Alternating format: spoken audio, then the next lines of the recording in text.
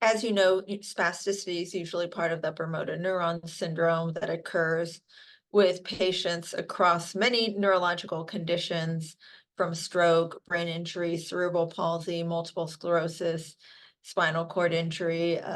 And so because of this, it happens to be that neurologists and PM&R physicians happen to have to take care of a lot of patients with the sequela of spasticity. So through the American Academy of Physical Medicine and Rehabilitation, we came out with consensus guidelines to look at the assessment and management of spasticity for patients with these, neurological conditions.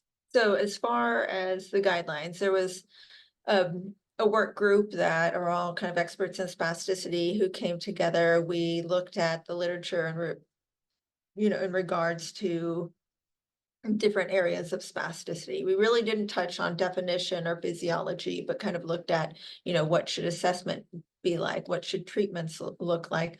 What is the level of evidence for some of the treatments related for spasticity, and have a grade for those spasticity, that level of evidence. So there was kind of like the first table was like, these are the best practices for spasticity assessment. And, it's kind of like how evaluation should be done, and, reassessment over time, that there should be standardized measures when you see these patients, that you should, first optimize medical management and then do therapeutic management for these patients, and then continue to assess their goals with time. So that was like one of the best practices for assessment. And then we have like, what are the clinical recommendations for spasticity management? We gave them a sort grade that was kind of based on the literature, and then with that's behind these things, and then gave it a vote based on who was in the committee. So we said, there was use of oral medications, which got a grade C, versus something like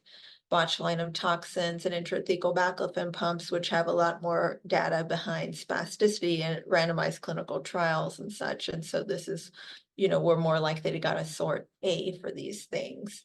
One part I'm proud of is there was a health equity section in there. So got to talk a little bit about access to care. And we kind of know that even at the start of some of these neurologic conditions, patients don't have access to care or treatment. They're not even, getting to see neurologists or PM&R physicians.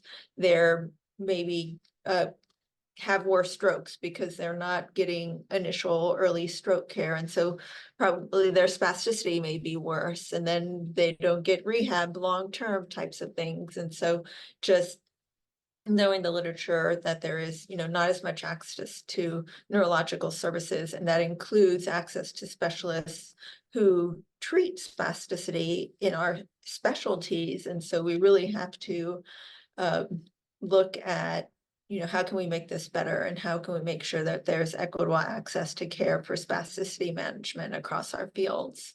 Yeah, so I think that spasticity first can be delayed, and then it can be evolving. So we know sometimes right after a stroke, a patient may not have spasticity when they leave the hospital, or when they, even leave rehabilitation, but it could be something that we know 25 to 40% of patients will develop spasticity after a stroke, for example. And it may not be right away. It could take weeks, months to develop. So it's important to let's get the patient back in, let's assess them, let's see how the spasticity is impacting their muscles, impacting their quality of life and their function, and reassess what their goals are, and treat them based on how spasticity is impacting them and how it's impacting their quality of life, and then reassessing those goals with time. Yeah, so I think really one of the take homes, even though, it's divided by these are the pharmacological things, these are non-pharmacological things, these are some of the therapeutic things, is that really this needs to be integrated. It needs to be multidisciplinary and goal-centered management. So going back to use the team, don't do it on your own, keep the patient centered, get involved, their family, their caregivers, the physical therapists, the occupational therapists. And this is really going to be essential to providing their long-term comprehensive care for spasticity. Hopefully there's a neurologist and a PM&R physician on the team for these patients, that we're all kind of working together for best outcomes. And that includes teaching our future, making sure our trainees resident doctors, student doctors are learning about spasticity as well.